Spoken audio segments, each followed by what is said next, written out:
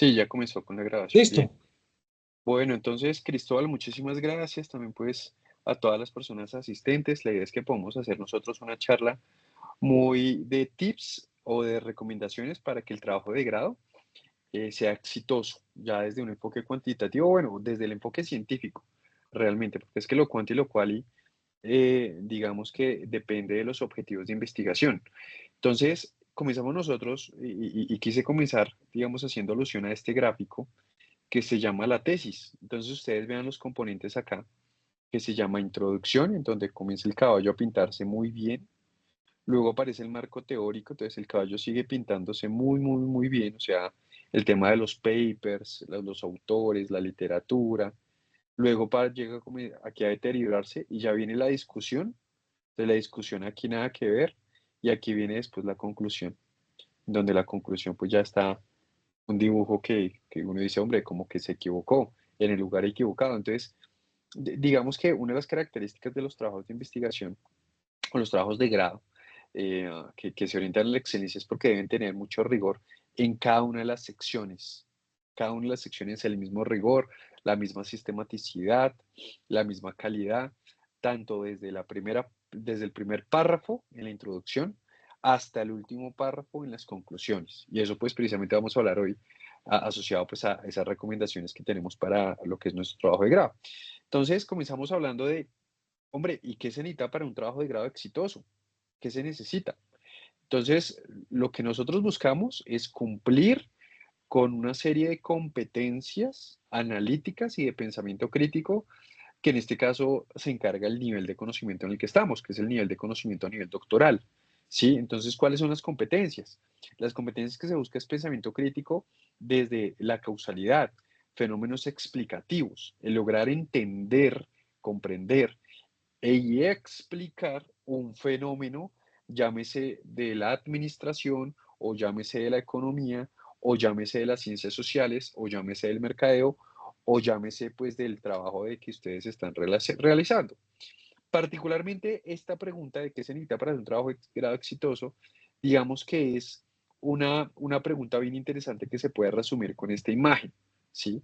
Entonces, esta imagen tiene que ver con lo que está haciendo el científico o el estudiante, el doctorante, que digamos que es esta personita de acá, que tiene un paper, tiene unas publicaciones y tiene su trabajo de grado acá, ¿listo? En donde le ha dedicado semanas, meses, años, ¿sí? Incluso hay trabajos de grado de doctorado donde le dedican 8, 9 años. Entonces, imagínese, 9 años trabajando con su documento y lo que se requiere es superar una serie de filtros para que finalmente el paper sea aceptado. Entonces ahí es donde hablamos nosotros un poco del humor a nivel doctoral y el humor es que cada uno de estos filtros son los evaluadores. Algunos evaluadores que son el comité científico de la misma universidad, otros evaluadores que son profesores de la misma universidad quienes les encargan, digamos, un proceso de validación previa. Y también hay evaluadores que son externos a la universidad, que incluso la universidad contacta y contrata específicamente porque son expertos en su campo, y ellos lo que van a hacer es dar comentarios para mejorar la calidad del documento. Estos comentarios se les llaman críticas, y no son críticas desde el punto de vista destructivo. No es que quieran, mejor dicho, que usted se devuelva por el camino que vino, sino al contrario, quieren es mejorar la calidad del documento. Entonces, la primera competencia que debe tener el estudiante doctoral es de persistencia, persistir, mantenerse. Es un tema de un aguante respecto a las críticas que ellos te hacen a lo largo de los años. ¿Sí? Entonces eso también es bien interesante como para entender lo primero que tenemos que tener todos nosotros y es esta actitud de resistencia y de permanencia para que finalmente pues ese trabajo de grado sea aceptado. ¿Listo? Bien, de acuerdo a eso, pues vamos a comenzar a hablar de algunas recomendaciones claves en el desarrollo de lo que es un trabajo de investigación. Entonces, estos trabajos de investigación o trabajos de grado a nivel doctoral lo vamos a desprender a partir de algunos tips. El primer tip es, debes trabajar en algo importante. Ahora, lo importante es algo relativo, claro, pero es importante porque tú has leído mucha documentación muchos papers, muchos artículos, y todos los artículos hablan de que ese es un tópico de interés general, ¿sí? Por ejemplo, en el campo del marketing, entonces existe una entidad que se llama la AMA, Asociación Americana de Marketing, y la Asociación Americana de Marketing anualmente en su página web desarrolla los tópicos de interés general para los profesionales y académicos del marketing. Entonces, si yo digo, hombre, yo quiero analizar algo importante, pues hombre, yo tengo que irme a la asociación o a una entidad de conocimiento a nivel mundial y ver ellos qué están publicando y qué es lo que están diciendo de que sea algo importante. Porque de repente ellos me pueden decir, por ejemplo, yo puedo decir, oiga, yo quisiera analizar un tema que se llama posicionamiento. Y para mí eso es algo importante porque hoy en día en mi trabajo, en mi empresa, en lo que yo hago, se habla de posicionamiento. Pero de repente yo me voy a la AMA, yo me voy a literatura internacional, ¿listo? De alto nivel, y veo que el posicionamiento no es un tema importante hoy en día. Fue un tema importante en los 90s, en los 80s. Eso quiere decir que estoy un poquito desactualizado, cerca de 30 años de desactualización. Entonces, hoy en día, por ejemplo, algo importante que se le está dando a nivel de las escuelas de negocio, escuelas de administración, es el tema de la transformación digital, el uso de las tecnologías, por ejemplo. Entonces, hoy en día se habla de que dentro de la perspectiva del conocimiento, se habla que uno de los campos de conocimiento importantes es, por ejemplo, las apropiaciones de nuevas tecnologías, tecnologías emergentes. Entonces, digamos, eso resultaría importante. Y también algo que es importante, pero no tan complicado, no tan complejo. ¿Por qué? Porque a veces el estudiante se equivoca y dice, yo quiero estudiar algo súper complejo. Y no, en trabajos de investigación y trabajos de grado exitosos, menos es más. ¿Qué significa menos es más? Significa que tu trabajo sea algo sencillo que puedas comunicar en 2 minutos. Si tú logras comunicar, explicar tu trabajo de investigación en 2 minutos y la gente lo comprende y ven que es algo importante, listo, exitoso, vas por muy buen camino. Si ya todo te demoras más de 2 minutos explicando tu trabajo de investigación, no, ya quiere decir que ya te complicaste la vida, que vas por mal camino, de que muy seguramente te vas a desgastar muchísimo. Entonces también algo que es importante es menos es más.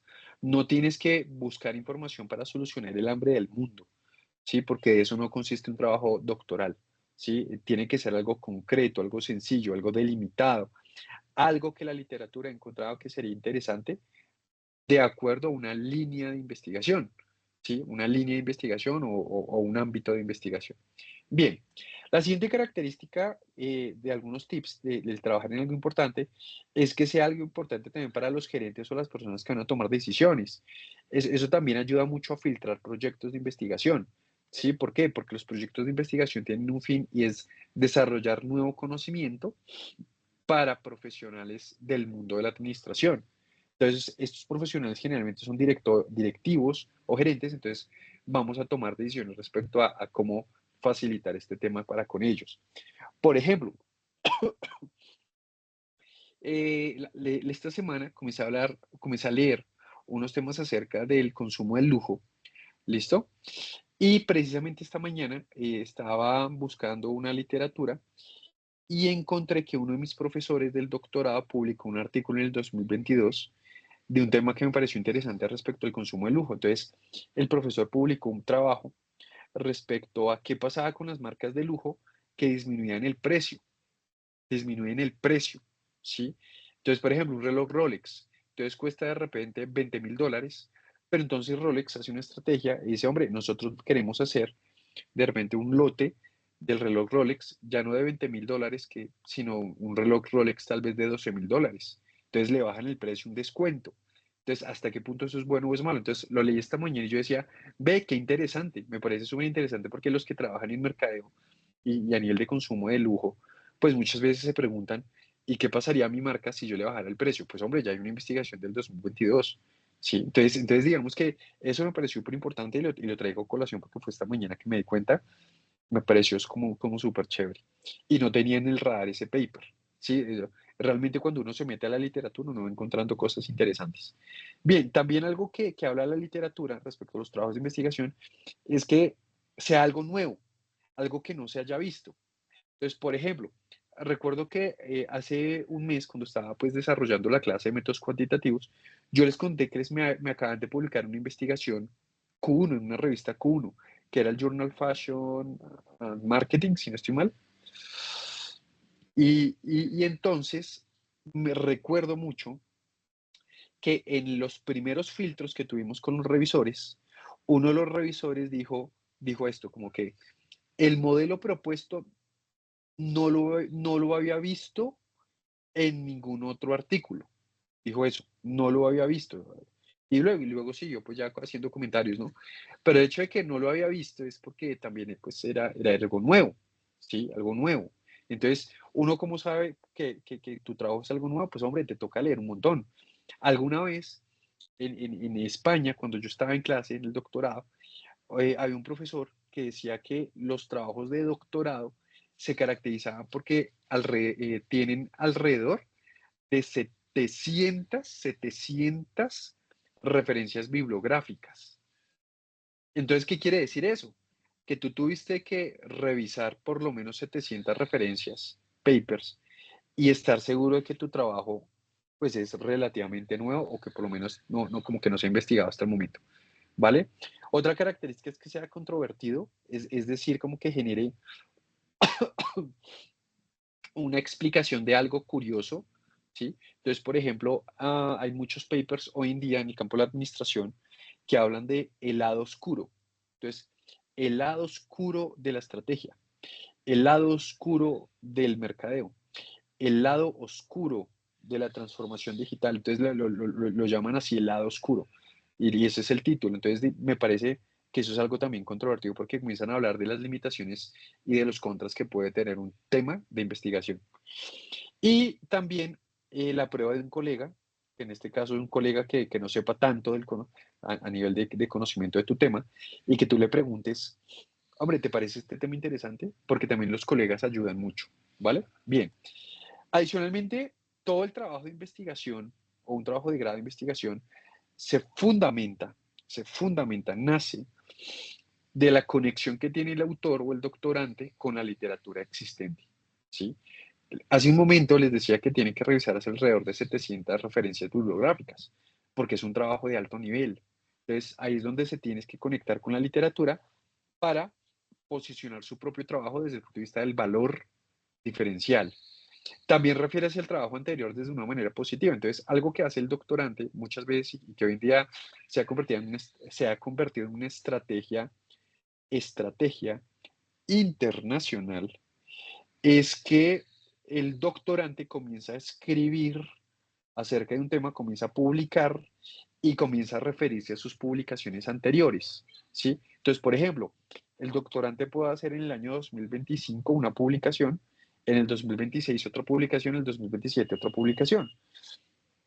Y cada vez que va publicando se va refiriendo al trabajo anterior. Entonces, digamos que es algo interesante que puede soportar y justificar el desarrollo del nuevo conocimiento, que me parece que es top y digamos que algunas escuelas de negocio lo han hecho a nivel internacional con trabajos de doctorado. Y incorporar teoría pertinente. Y teoría pertinente es realmente modelos teóricos que realmente se logren aprovechar, ¿sí? Y para eso también tienes que leer muchísima literatura.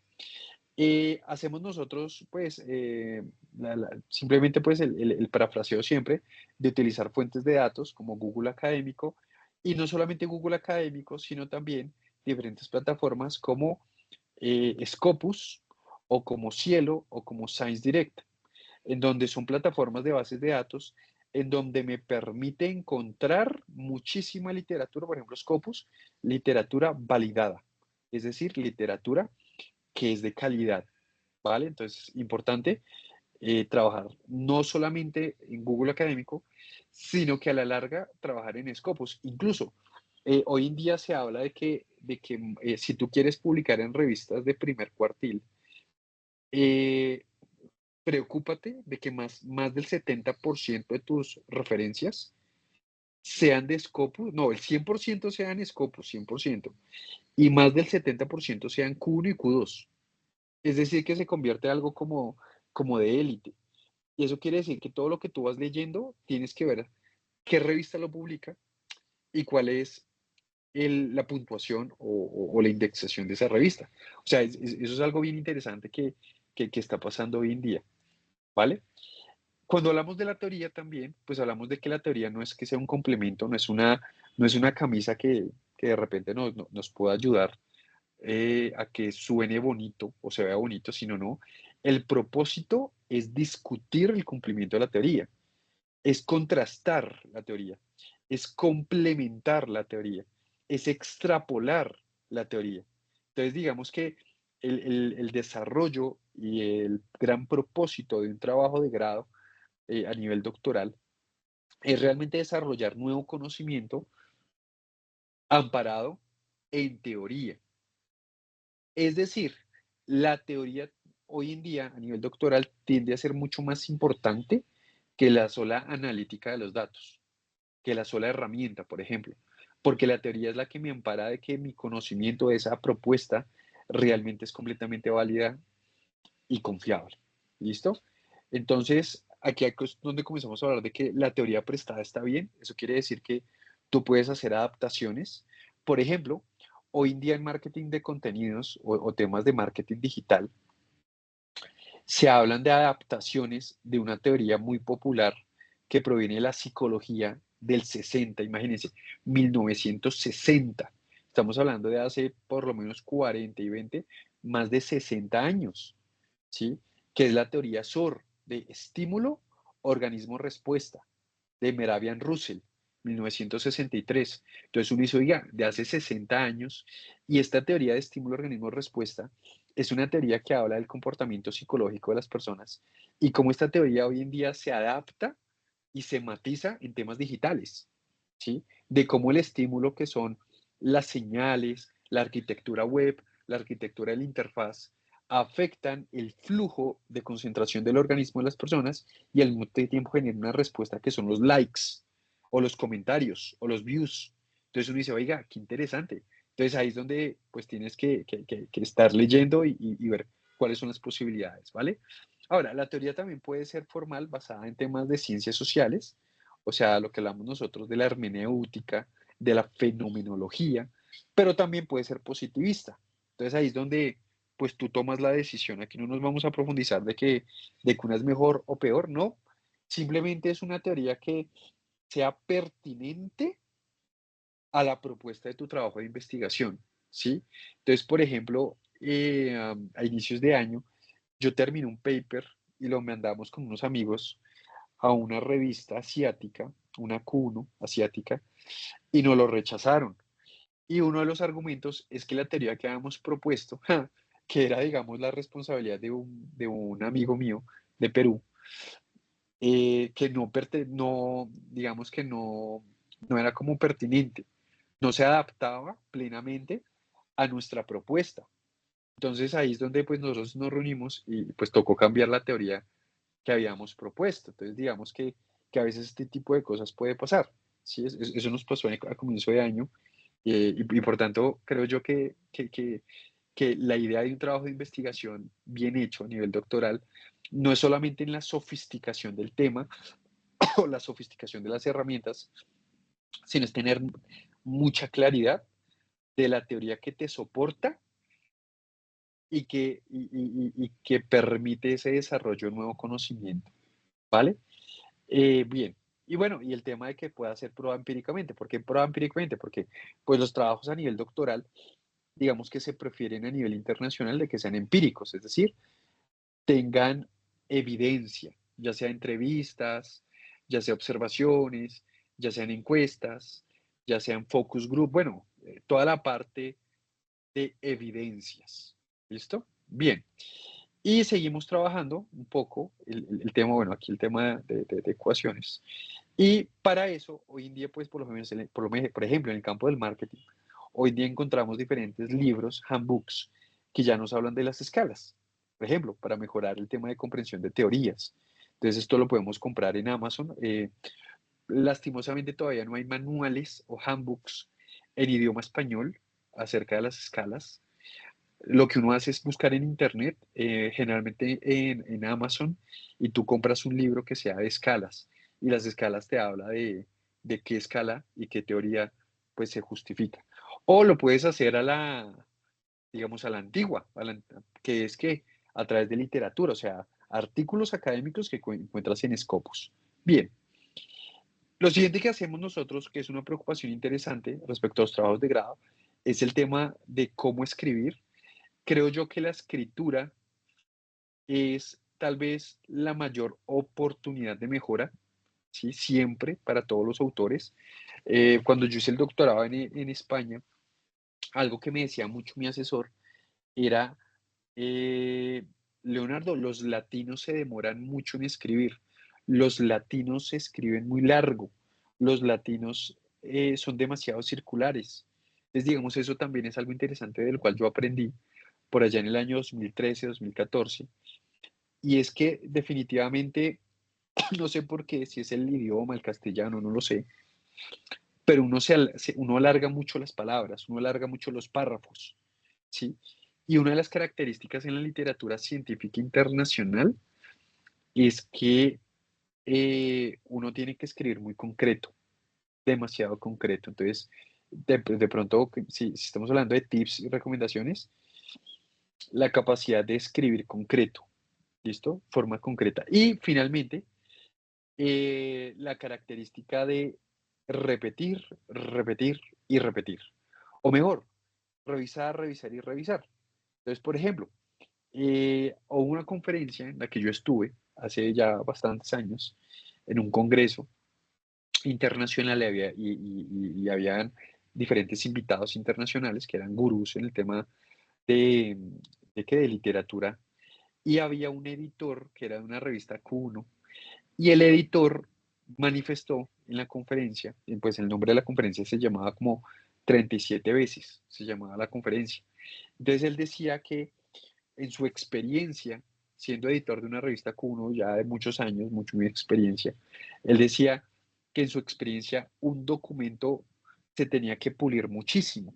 Y pulir es revisarlo, ajustarlo, volverlo a mejorar, ¿sí? Por lo menos 37 veces para que garantice que ya es un documento de alta calidad. Entonces, por eso es que muchas veces uno de los trabajos interesantes a nivel doctoral es que tú repites y repites el documento y las mejoras y la revisión y los pares evaluadores otra vez por allá. Claro, porque la idea es que en la medida en que se logre revisar muchas veces, pues digamos que va a haber mucha más, eh, digamos que claridad y calidad, ¿sí? Entonces, me parece interesante, yo por eso lo dejo acá como un tip. Lo siguiente es el título. El título de tu trabajo de grado es bien importante porque tiene que ser corto, invitar al lector a leer, ¿sí? Los títulos, por ejemplo, mayores a 20 palabras están mandados a recoger hace rato. Hablamos de que hoy en día los títulos deben ser lo suficientemente explicativos y deben invitar a los lectores a hablar, a leer, a discutir acerca del tema. Y lo que hacen generalmente los revisores cuando leen el trabajo doctoral es, el título ya debe transmitir una idea del trabajo.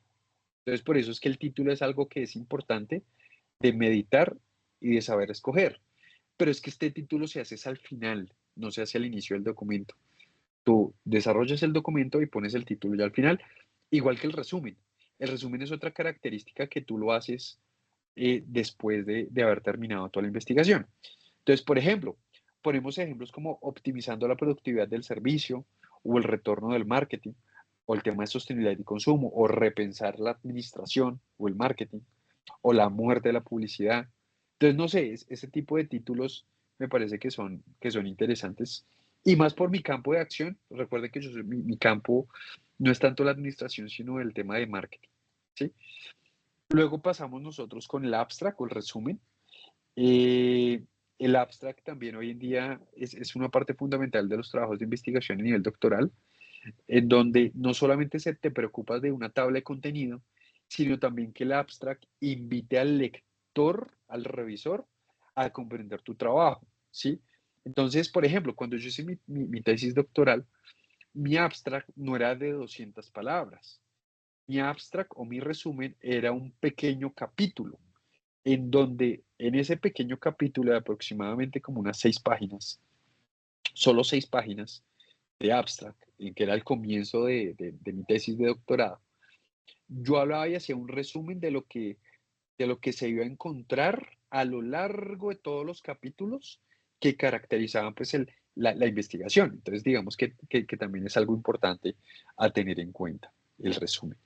Luego el tema del método, la metodología pues debe incluir detalles, las decisiones. Entonces, por ejemplo, hoy yo estoy haciendo otro proyecto con un profesor de España, de la Universidad Rey Juan Carlos, y es un proyecto de responsabilidad social empresarial. Entonces, el profe, o sea, Gabriel, él sometió el artículo a una revista también Q1 hace como un mes y medio. Entonces, digamos que nosotros estábamos como bien, súper bien.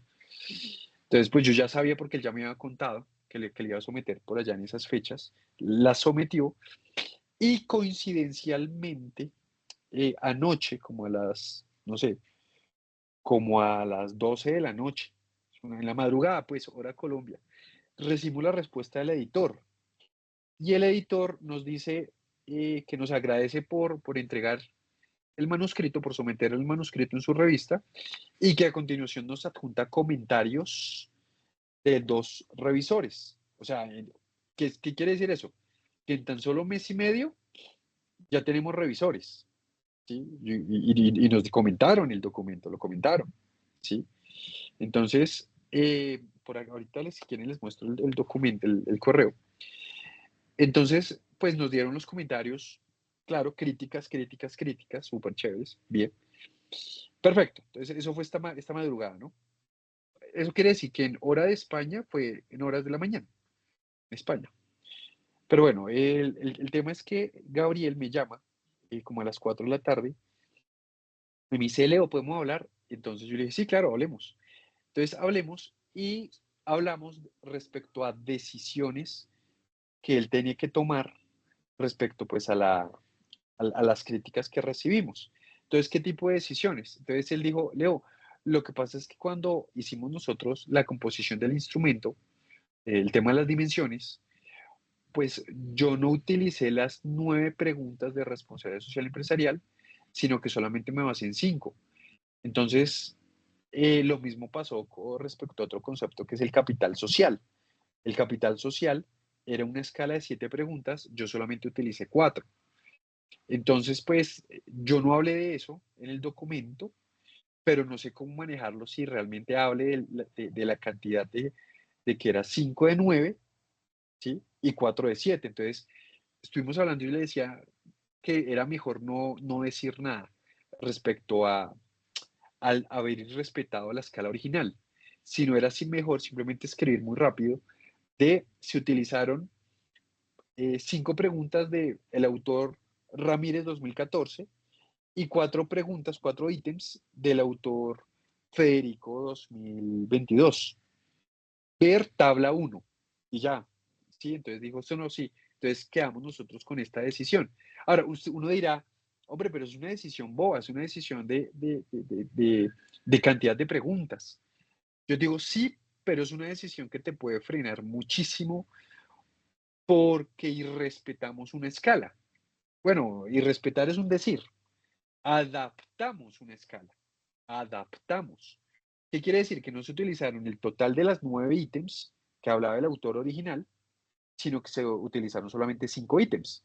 Entonces, el tema es que si nosotros le dedicamos mucha atención a ese criterio en metodología, pues podemos generar un lunar en el trabajo y por ese lunar el revisor nos puede rechazar seguir con el proceso editorial, ¿sí? Entonces, digamos que es algo bien interesante, ¿sí?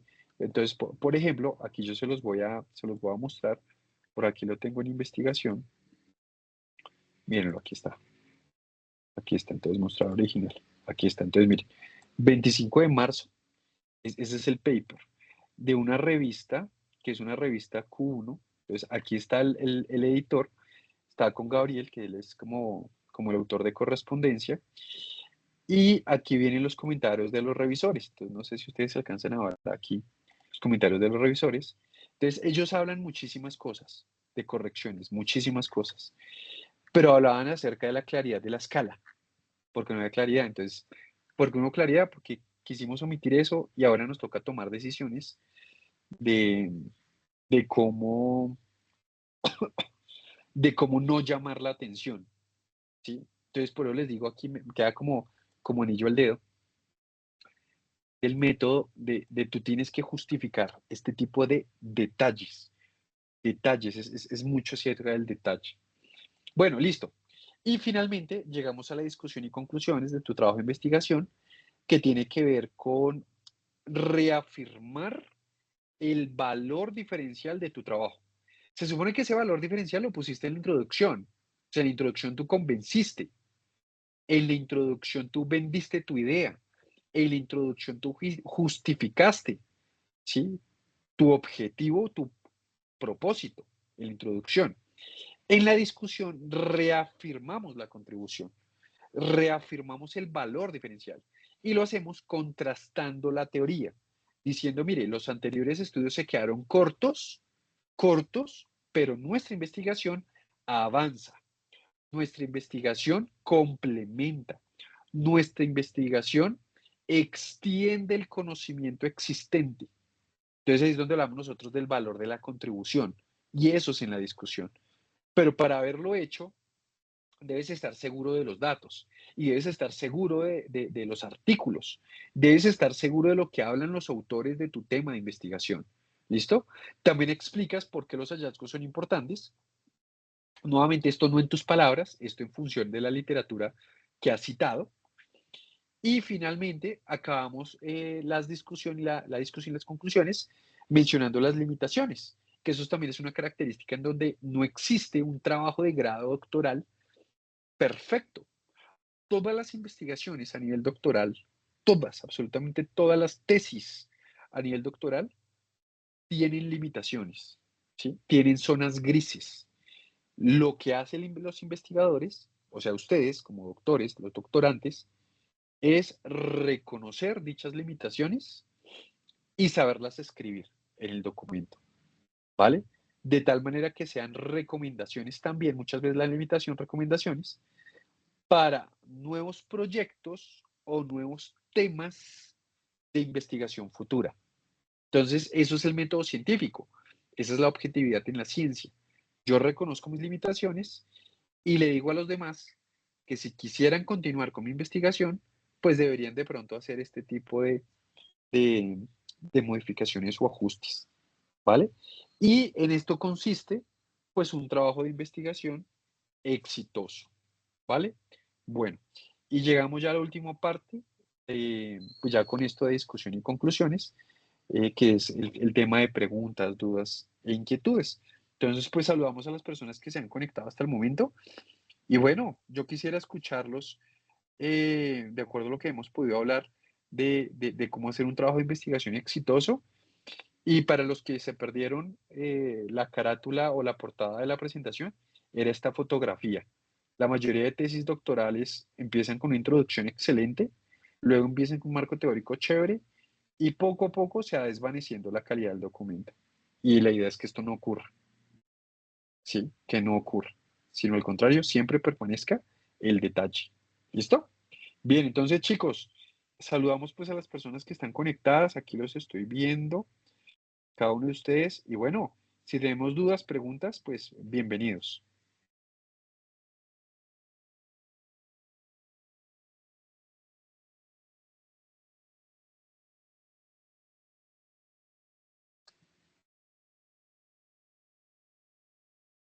Bien, los escuchamos acá. Oye, Tiempo Leonardo, sin yo tengo una vernos. pregunta. Yo tengo una Sí, señor. preguntita. Profe, digamos que después de la clase que tuvimos la oportunidad de compartir con usted y digamos que yo quedé pensando mucho en las escalas, pero también en la relación de las variables. ¿Existe algún Sí. documento que me pueda dar claridad a mí? Es muy posible que usted se lo haya compartido a los estudiantes, pero ¿existe algún documento que le pueda dar una guía de cómo son las relaciones en los modelos conceptuales? No, no. No. Incluso lo curioso, o sea, las relaciones en este caso de los efectos, por ejemplo, la variable X, su relación de efecto sobre la variable Y. ¿Es eso? Eso es lo que me... Y cómo, y me- digamos los tipos de variables, entonces que aparece la mediadora, pero que aparece otra con otro nombre raro que tiene Ah, una sí, listo, listo. función. Sí, las moderadoras, sí. Excelente pregunta. Pues yo te diría que realmente no existe porque precisamente ese es el plus que tú haces en un trabajo doctoral y es combinando y viendo los matices. Entonces, te explico, por ejemplo, con el tema de la publicación que recibimos esta mañana, del correo de esta revista que nos mostró los comentarios de los revisores. Es el tema de responsabilidad social empresarial, ¿sí? Entonces, ¿qué pasa? La responsabilidad social empresarial es una variable, como otras, como cualquier otra. Es una variable de interés general en la literatura. Nosotros, en nuestra publicación, o en esta investigación, tomamos la decisión de darle un rol antecedente. Antecedente significa como causa. La literatura internacional tradicionalmente le ha dado el rol de causa a la responsabilidad social empresarial. Entonces uno dice, oye, súper chévere porque la mayoría, más del 80% de artículos de responsabilidad social empresarial utilizan a la responsabilidad social empresarial como variable causa. Y ese 80% de literatura asocia a la responsabilidad social empresarial a un efecto sobre una variable dependiente que, por ejemplo, se puede llamar loyalty, lealtad. ¿Listo? Lealtad. Entonces, ¿cómo la responsabilidad, las acciones de responsabilidad social favorecen la lealtad de las personas? La lealtad para una universidad o la lealtad para un centro comercial, etc. Entonces, eso es lo interesante. Es causa y resultado. Eso es el 80% de la literatura. Bien. Sin embargo, si uno quiere avanzar, ¿sí? Avanzar en el conocimiento, en una publicación, ahí es donde no existe una receta acerca del rol y las relaciones. ¿Por qué? Porque uno lo que hace es ver las posibilidades para mover las fichas y mover el rompecabezas. Entonces, uno avanzando en literatura de responsabilidad social empresarial, uno encuentra que a partir del 2021-2022, la responsabilidad social empresarial no solamente la literatura la maneja como un antecedente, sino que también la manejan como una mediadora, mediadora. Pero ojo, eso es a partir de literatura reciente, mediadora. Entonces, eso me da ideas a mí de que en mi investigación voy a considerar ahora a la responsabilidad social empresarial no como la variable antecedente, tal como habla la tradición en los artículos académicos, sino que lo voy a considerar tal como lo están hablando los artículos de tendencia, año 2021 para acá, 2022 para acá, que es como mediadora. Entonces, yo hago una investigación en donde la responsabilidad social empresarial la pongo como mediadora y voy a buscar otra variable que me sea antecedente a la responsabilidad social empresarial. Entonces, algo que es antecedente, por ejemplo, es el tema pongamos nosotros, de comunicación en punto de venta, comunicación, merchandising, ¿sí? Exhibición, que llaman hoy en día. Entonces, la exhibición en entornos de comercio, en puntos de venta, en tiendas, la exhibición tiene un efecto sobre la lealtad, claro que sí, pero ese efecto es mejorado a través de una mediadora, entonces pensamiento de triángulo, mediadora de responsabilidad social empresarial. Entonces ya, ya entonces en ese momento yo ya estoy pensando en literatura contemporánea. Contemporánea es literatura de los últimos 2 o literatura de los últimos 3 años. ¿Listo? De repente, para el año 2024, desde el año anterior, llega otra variable que está llamando mucho la atención en la literatura, que se llama bienestar, wellness, bienestar. Y esa variable es una variable que llama la atención porque dice que la lealtad no es el fin de los modelos, no es la variable dependiente final, sino que la variable dependiente final debe ser el bienestar que tú generas en las personas. Entonces aquí yo ya tengo otra variable para meterle. Entonces yo ya digo, ¿cómo la exhibición de punto de venta favorece la lealtad a través de la responsabilidad? Y finalmente la lealtad es capaz, con base en la responsabilidad, de inducir bienestar. ¿Por qué puse bienestar? Porque desde el año pasado llega como una variable clave. Entonces, a lo que comenzamos a jugar hoy en día, Alejandro, es el poder ir incorporando variables, ir incorporando relaciones, pero de acuerdo a los razonamientos y posibilidades de publicaciones de los últimos 3 o de los últimos 2 años. Si es que tú quieres llegar, digamos, a grandes ligas. Entonces, lo que hacemos es como una actualización progresiva de los rompecabezas en donde tú decides el rol que le das. El rol. Si le quieres dar un rol mediador o un rol moderador, etcétera. Pero tú lo decides porque esa es tu fundamentación en tu proyecto, por así decirlo. ¿Sí? Por ejemplo, en el caso de nosotros agregamos una variable que se llama bienestar en esta investigación. ¿Y por qué bienestar? Porque desde el año pasado, el bienestar, el wellness, es un tema de interés en la literatura. ¿Sí? O sea, se le ha venido trabajando muchísimo. Entonces, pues por eso la pusimos y por eso llama la atención, porque desde el año pasado ha tenido esa, como te digo yo, esa novedad. ¿Vale? ¿Vamos bien? No sé si he sido lo suficientemente claro. Sí, surge otra inquietud y qué pena que me esté apoderando de la palabra, pero ya voy a dejar ahí. Fresco, fresco. Si yo tengo todas estas variables y tengo escalas para esas variables, esas Sí. escalas deben corresponder en número de ítems, debe haber alguna proporcionalidad, o no importa si una escala tiene 32 ítems y la otra tiene 5. ¿Cómo puede uno manejar en el mundo real, ya haciendo la investigación, esas disparidades en las escalas? Vale, pues yo te digo que lo correcto es respetar la escala. Es decir, si la escala original es de González 2015,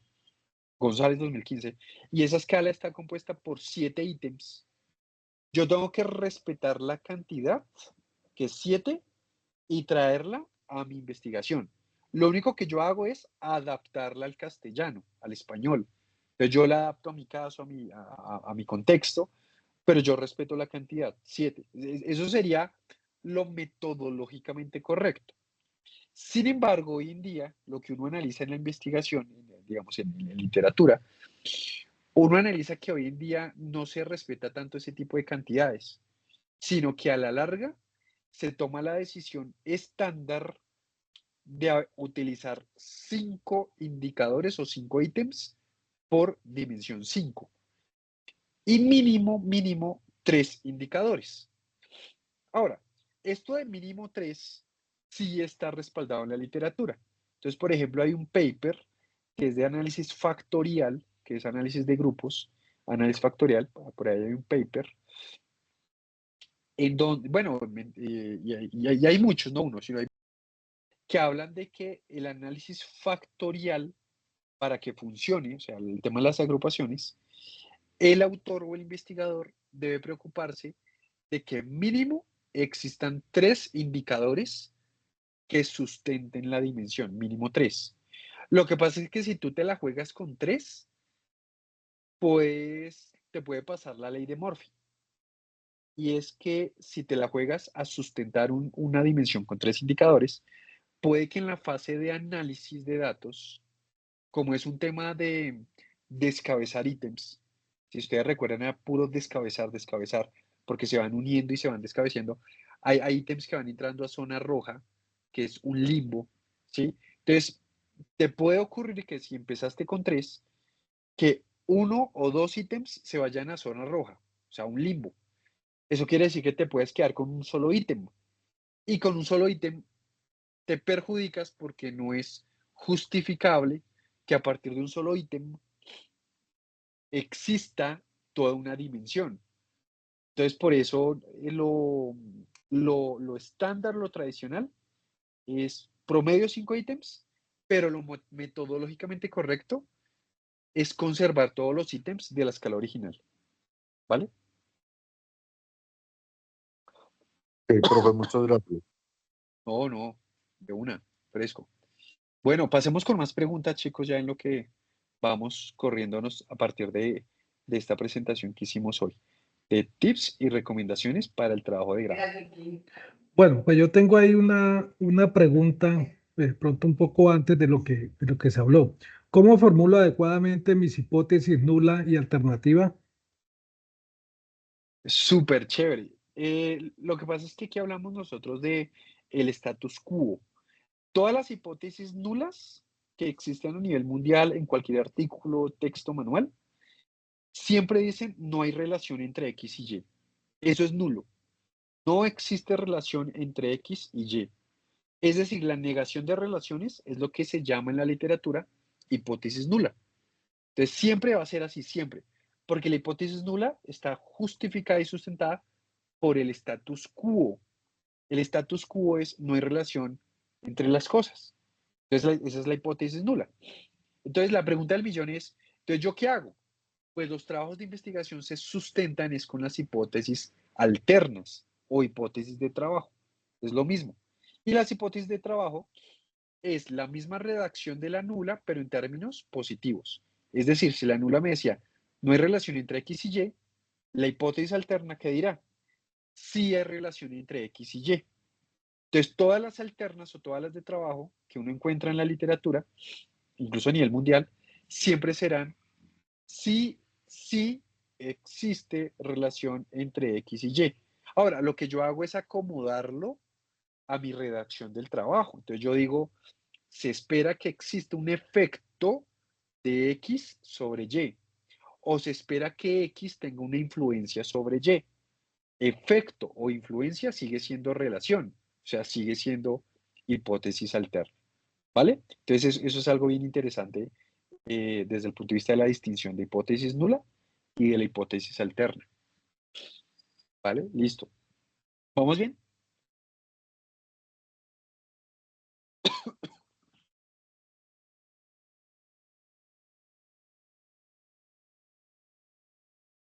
Muy bien, listo. ¿Qué más preguntas, chicos?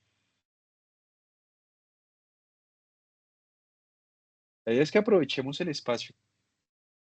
Si tienen dudas, Buenas inquietudes. noches, Hola, Hernán Darío, ¿qué doctor más? Edwin. ¿Cómo estás? Doctor Edwin, no sé, es que ahorita pues estuve como caído al internet y hasta ahorita volví a entrar hace poco. No sé si ya contextualizaron la pregunta que voy a hacer. De todas maneras, pues la hago por si cualquier cosa, ¿no? Digamos, cuando por ejemplo yo hago el análisis y algunas variables me aparecen para eliminar, o sea, que no están dentro del rango de del 0,7, ¿sí? Sí, sí, sí. Eh, por ahí encontramos con un compañero que uno podía eliminar máximo 3. Sí, que la ideal era no eliminar tantas, pero por ejemplo en el ejercicio que se hizo se encontraron 5, si no me acuerdo, si no estoy mal, me falla la memoria, fueron 5 o 6 variables que estaban bajo ese y pues tocaba eliminarlas. Yo hice la prueba eliminando solamente 3, las más altas, y las otras no, pero pues realmente no era mucho el cambio significativo, pero hasta qué punto esa regla, o sea, es viable o uno puede eliminar, hasta qué máximo número de variables uno puede eliminar para poder hacer el análisis. Pues yo te digo que yo no he escuchado, yo la verdad nunca había escuchado una regla de máximo 3 variables a eliminar. Tú eliminas es las que no tuvieron una carga en un factor específico. Como no se cargaron un factor, o en ningún factor, más bien en ninguno, pues se eliminan. Eso ya será resultado de la solución factorial, o sea, del análisis, el resultado de la solución. Ahora, el tema es que si hay muchas variables que el sistema quita, eso quiere decir que tal vez la fiabilidad de todo el instrumento sea mala, sea negativa. Y si la fiabilidad de todo el instrumento es negativa, quiere decir que la construcción del instrumento tuvo problemas. Entonces, digamos que todo se va conectando en algo que llamaríamos un efecto dominó, un efecto de cascada, ¿sí? Por el contrario, si el instrumento se hizo muy bien, luego se hizo análisis de fiabilidad y dio muy bien, eso hace que lo normal es que hayan pocos ítems a quitar en una solución factorial. Eso es lo normal, ¿sí? Entonces, lo anormal, repito nuevamente, sería que hayan muchos ítems a quitar. ¿Listo? Eso por un lado. Por el otro lado, la literatura, a través de un autor que se llamaba el nombre en este momento, que es un autor muy citado, pero se me va el nombre. La literatura dice que el análisis factorial, o sea, el tema de las cargas, no solamente se tiene que ver por un tema numérico, sino también por un tema semántico. ¿Semántico qué significa? Un criterio del investigador, un criterio. Porque, por ejemplo, a ti te puede dar un ítem que tuvo una carga, por ejemplo, de 0,64. Pero tú dices, oiga, pero es que esa carga .064, ¿hasta qué punto se acerca a .70? O sea, es mayor a .6, menor a .7. Pues el criterio como que no lo cumple completamente. Pero si yo leo el ítem, lo leo, realmente es un ítem que me habla la dimensión. Entonces, pues yo te diría, consérvalo. Consérvalo porque es que semánticamente es un ítem que realmente te ayuda. O plan B, ¿no? De repente es un ítem que semánticamente como que te genera desorden y tuvo .65 y semánticamente te suena que no pertenece a esa dimensión, como que no semánticamente, entonces también pues tú lo quitas. Entonces es un criterio también semántico de la interpretación que tú le das a toda la solución factorial. Como les digo, el análisis factorial y el análisis de ecuaciones estructurales simplemente es una herramienta, no más. Simplemente es una herramienta. ¿Sí? Predomina el criterio que tiene el investigador. Siempre va a predominar. ¿Vale? Entonces, esa sería la respuesta, mi estimado Hernán Darío. Y acuérdense, dígame, profe Leonardo, el Edwin se lo dejo solamente por allá, no sé, a mi papá cuando yo era niño. ¿Listo? Entonces, y vamos construyendo. Bueno, Eh, Leonardo, una pregunta. Bueno, ¿cómo puedo saber si mi problema de investigación es adecuado para el enfoque cuantitativo? uy, buena pregunta. Tú lo puedes saber cuando ese problema está sustentado en variables que han sido tradicionalmente analizadas cuantitativamente. ¿Sí? Entonces, por ejemplo, era un tema que yo les mencionaba hace rato, que era, por ejemplo, una variable que se llama el Customer Engagement, que es el compromiso del cliente, Customer Engagement. Entonces, antiguamente el compromiso del cliente en las redes sociales era algo para entender de forma cualitativa, por allá en el año 2006, 2004, ¿sí? Porque hasta ahora estaba surgiendo el tema, como hasta ahora estaba surgiendo este tipo de apropiación de tecnologías, de compromiso de los clientes en el ámbito digital, pues era un abordaje cual. Pero ya después, y hasta a partir del 2007 más o menos, comienza a aparecer mucha literatura de análisis del Customer Engagement, pero literatura que lo analizaba cuantitativamente. Entonces, escala del Customer Engagement, cuestionario del Customer Engagement, ¿sí? Baterías o conjunto de preguntas del Customer Engagement. Entonces, hoy en día, año 2025, si una persona llega y dice, hombre, es que mi formulación de problema es del Customer Engagement, compromiso del cliente, pues yo ya de entrada te digo con un 100% de seguridad, tu trabajo es cuantitativo, porque la literatura lo ha reconocido así, ya lleva varios años, o sea, la literatura lo dijo. Ahora, de repente tu tema es un tema novedoso, del cual todavía no hay una escala, todavía no hay cuestionarios. Entonces, como tu tema, tu variable asociada al problema es relativamente nuevo y no hay cuestionario, entonces ahí sí podrías trabajarlo de forma cualitativa, ¿sí? Por ejemplo, hoy en día el tema de comunicación incluyente o inclusiva, grupos inclusivos, incluyentes, lo que es el tema de análisis de comunidades vulnerables en Colombia, ¿sí? Comunidades LGTBI, personas con discapacidad mental o discapacidad física, o sea, todo este tipo de grupos no tradicionales. Entonces, hoy en día, pues no se han desarrollado escalas de medición respecto a este tipo de contextos. Entonces, como no se han desarrollado escalas, yo podría desarrollar un planteamiento de problema y ese planteamiento de problema, debido a que la variable y el contexto es relativamente reciente, entonces muy seguramente va a ser algo cualitativo. Pero como siempre, la literatura que sustenta las variables asociadas en la formulación es la que te va a decir cuanti o cualitativo. Tú no lo puedes formular, tú no puedes decir, no, es que a mí me gusta más lo quali, no es que me gusta más lo cuanti, no.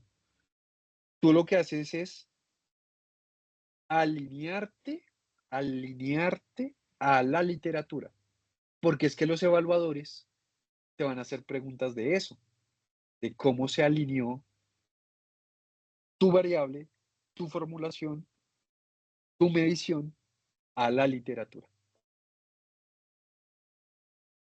¿Listo?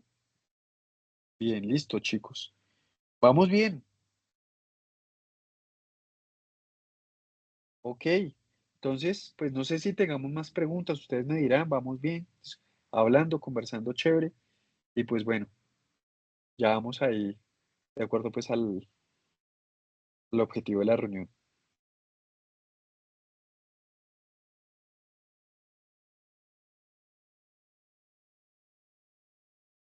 Sí, sí, me parece que sí. ¿Cierto? Bueno, listo. Entonces no sé si tenemos más preguntas, dudas, inquietudes. Sí, yo tengo aquí una pregunta que pues desde el punto de vista de experiencia, ¿qué errores son como los más comunes que debo evitar en aplicar en un diseño cuantitativo? Yo te diría, el error más común es el tema de la redacción, porque a veces la redacción no eres tan claro en las ideas, en transmitir las ideas o en unir la discusión de los autores. Recuerden que un trabajo de grado no es hacer un resumen de los artículos, no es hacer un resumen de las teorías, no, es desarrollar una discusión del estado del conocimiento actual. Hagan de cuenta como una conversación entre autores. Entonces, desde mi punto de vista, lo que más he notado es el tema de la redacción. ¿Sí? Eso es como los principales oportunidades de mejora. ¿Sí? Y lo segundo tiene que ver con las preguntas de control o las preguntas filtro. ¿Por qué? Porque hoy en día las investigaciones de carácter cuantitativo se soportan más por el tema del muestreo, criterios de muestreo, criterios de escogencia. ¿Qué significa criterios de escogencia? El validar haber escogido bien a las personas. Y por eso es que se utilizan preguntas filtro en donde dan seguridad de que llegaste a la persona que necesitabas. ¿Sí? Entonces, por ejemplo, en el paper que les mostré hoy, de que fue una, no paper, mentiras, del correo que les mostré hoy que recibimos digamos, en la madrugada de una revista sobre responsabilidad social empresarial, otro de los plus que nosotros mirábamos era el tema de rurales, comunidades rurales. Y es metodología Quanti. La pregunta de millones, ¿y uno cómo asegura que son comunidades rurales? Porque pues había una pregunta filtro que le preguntaba a la persona, al respondiente, si la persona vive en una ciudad o vive en un contexto rural, sí o no. Pues la pregunta filtro te va a ayudar. Entonces, digamos que esto es lo que llamamos nosotros como los criterios de inclusión o los criterios de exclusión. Eso digamos que es una oportunidad también de mejora fuerte. Y lo otro es que la capacidad de persuadir en el documento a partir de tu propia redacción, ¿sí? O sea, tú persuades citando autores, diciendo que tu trabajo es interesante, que tu trabajo es valioso, pero, o sea, no lo justificas en tus propias palabras, sino que tú lo vas atando autores, lo vas atando, ¿sí? O sea, la misma literatura te tiene que defender, ¿sí? Ese sería uno de los temas. Y bueno, ya lo segundo es que hoy en día, lastimosamente, como lo quanti es algo que se publica mucho, entonces hoy en día los editores piden más sofisticación en la analítica quanti. Entonces, antiguamente, por ejemplo, hacer ecuaciones estructurales era suficiente. Relaciones de X como afecta Y, ya punto. Hoy en día los editores, cuando observan un trabajo que simplemente es una ecuación estructural de X afecta a Y, dicen, no es suficiente, no es suficiente, póngale algo. Entonces, por eso el profe Alejandro ahorita mencionaba el tema de mediación o moderación, porque hoy en día es como sofisticar la parte analítica, ¿sí? O sea, ya como que cada año se van poniendo más, una regla como más alta, ¿no? Eh, para publicar, pero ojo aquí porque estamos hablando en escenarios de alto impacto. En escenarios latinos, para revistas latinoamericanas, el solo hecho que hagas ecuaciones estructurales ya la rompiste. O sea, ya el solo que hagas ya la rompiste de entrada. ¿Vale? Ese sería el tema. Bueno, listo, chicos. Vamos bien.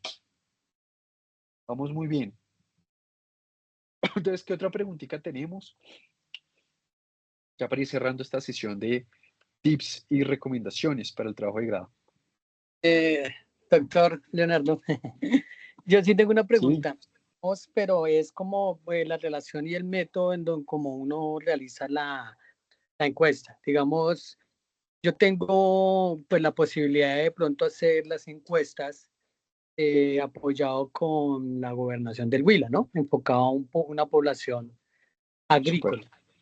¿Sí? Sí, Entonces logré meter que dentro de un taller que se hace un concepto de propiedad rural, pues se meta lo que estoy tratando de recolectar. Entonces yo tengo ahí como varias preguntas. Una, pues como eso es un convenio entre Ecopetrol y la gobernación del Huila, pero yo cómo puedo manejar la cuestión de los derechos de autor de la encuesta.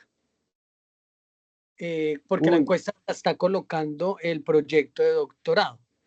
Sí, esa que si hay alguna, porque de pronto como se está haciendo bajo acompañamiento de ellos, pero entonces ahí cómo uno puede lograr que no haya problemas por derechos de autor, que de pronto un ejemplo, que después diga Ecopetrol y diga, no, es que eso fue mío porque yo lo hice bajo el convenio, ¿sí? Entonces, sí. esa Uy, es una, pues, vale, vale. Pues yo te digo esta primera y ahorita me das la otra y es, listo. de haber un comité científico del programa doctoral que emite una carta. Digamos así, yo lo miraría, ¿no? Porque es que la mayoría de trabajos académicos a nivel doctoral nacen en la universidad.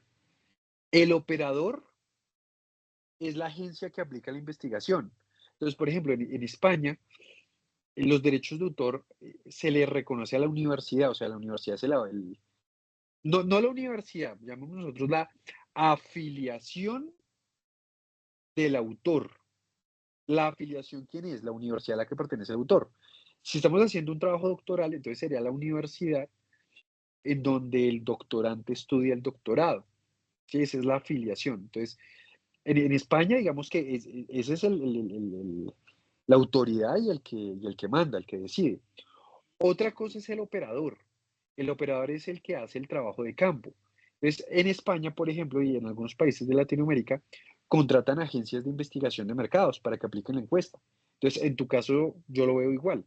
El operador es la gobernación de Cundinamarca, pero como operador no tiene los derechos intelectuales porque es un operador para hacer trabajo de grado, para hacer trabajo de campo, no para, no para la elaboración del cuestionario, ¿vale? Pues yo lo vería así, que es la lógica que utilizan los españoles y algunas universidades que he visto aquí en Latinoamérica. Vamos con el profe Alejandro.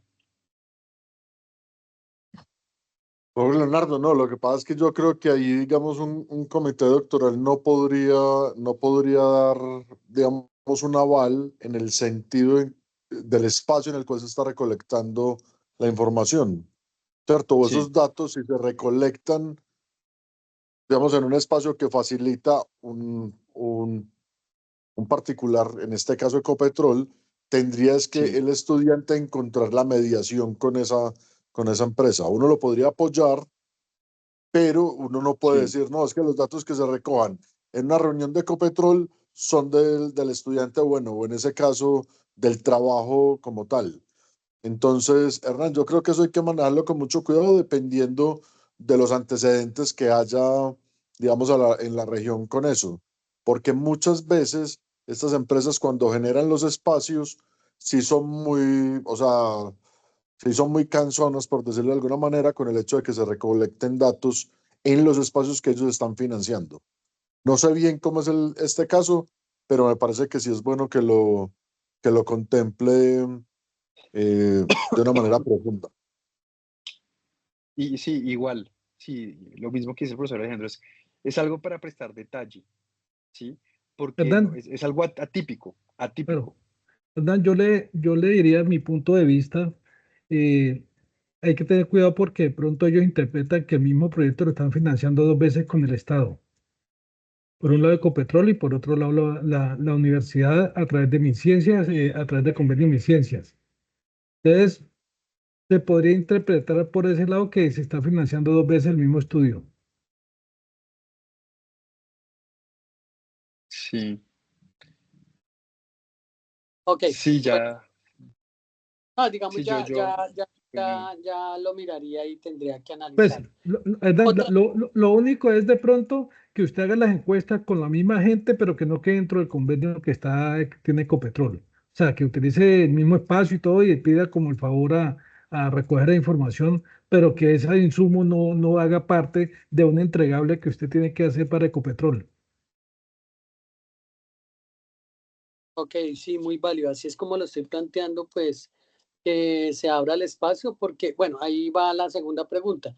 Digamos, como la encuesta es sobre unos términos, obviamente un poquito técnicos, y se le va a hacer a unos campesinos, ¿qué tan válido uno es haciendo un cuestionario, pero explicando los términos que lleva el cuestionario? Un ejemplo, explicando qué es la cadena de suministro, que de pronto un campesino puede hacer el proceso de cadena de suministro, pero no sabe qué es una cadena de suministro. ¿Sí? Entonces, Pues a yo creo, este sí, punto es entiendo, válido, entiendo. o sea, hacer como una contextualización de los conceptos a las personas que van a elaborar esa encuesta. Sí, entiendo. En cualquier caso, Eh, ¿no? sí, sí, sí, pues yo te digo que es que eso ya es responsabilidad tuya de hacer unos pilotajes que sean suficientemente válidos. Pilotajes. ¿Por qué? Porque tú tienes que ver la claridad del cuestionario de cara al encuestado. Entonces, si son campesinos y de repente bajo nivel académico, nivel escolar, no sé, temas de lectura, comprensión de texto, no sé, pues tienes que hacer el pilotaje y tomar decisiones de, por ejemplo, si va a ser una encuesta no tipo de autodiligenciamiento, sino asistido. Asistido es, hay una persona que está leyendo y le pregunta al campesino y el campesino contesta. Entonces, ¿qué es lo que habla la metodología? La metodología dice que debe prevalecer la claridad del cuestionario. Entonces, si vas a utilizar términos técnicos como cadena de suministro, pues sí debe existir una claridad previa en el documento. Y eso es parte del procedimiento. O sea, haz de cuenta que es como estandarizar un discurso. Y eso ya es responsabilidad tuya. ¿Por qué? Porque si tú ves que no se hace de manera correcta, o sea, sino que no se sigue el procedimiento, ¿sí? Vas a tener un problema serio en la captura de información. ¿Por qué vas a tener un problema serio? Porque las personas no entendieron de la misma manera las preguntas, por temas de claridad, por temas de contextualización. Al no haber entendido las preguntas de la misma manera, va a existir una variabilidad de la data. Y esa variabilidad de la data va a detonar que tengas una mala fiabilidad y más adelante que realmente tengas un trabajo desastroso. Entonces, si tienes que ser demasiado quisquilloso, detallista e intenso en garantizar completa claridad de la investigación, de la encuesta, del cuestionario. Porque eso después, si no le prestas atención ahora, después cuando logres 100 encuestas, 200 encuestas, los datos no te van a dar. Y no porque el marco teórico esté mal, no, por un tema de error de procedimiento, de aplicación. ¿vale? Ok. Bueno, entonces ahí viene la otra pregunta. Como pues se ha encontrado, o sea, digamos en la cuestión de mi investigación he encontrado, inclusive encontré un cuestionario, pero pues el cuestionario lo habla como para más empresarial, ¿no? O sea, más en cuestiones de empresas, de pronto agroindustria, y donde se implementa pues son otro tipo de formación o actividades que han hecho en el agro en ese país, a diferencia de aquí que son minifundios y son campesinos pequeños, que no son grandes constructores o grandes, perdón, constructores no, sino grandes empresarios, ¿sí? Entonces, Sí, cuando uno tiene el cuestionario, obviamente habla las palabras, uno podría coger y sí, contextualizar la pregunta, no decirlo textualmente como cadena de suministro, un ejemplo, ahí estoy parteando el ejemplo, sino como decir los pasos de la logística o dejárselo más sí, masticable claro, para el lenguaje sí, del campesinado. O sea, uno podría, obviamente, sin cambiar la orientación de la pregunta, pero sí colocarlo algo masticable, pues, así muy, muy coloquialmente como sí, se dice. sí, completamente de acuerdo, sí.